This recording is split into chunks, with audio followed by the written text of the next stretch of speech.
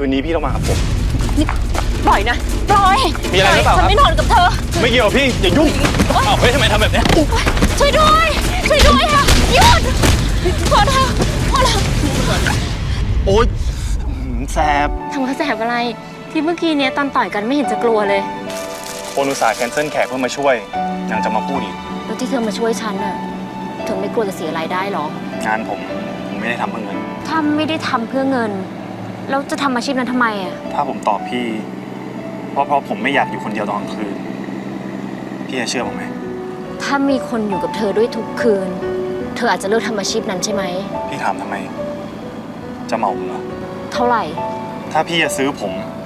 เพราะว่าพี่เหงาอยากมีผมเป็นเพื่อนหรือเพราะว่าสงสารสมเพศชีวิตผมถ้าเหตุผลเป็นอย่างหลังพี่ไม่จำเป็นต้องลงทุนเพราะชีวิตผมไม่ได้น่าสงสารขนาดนั้น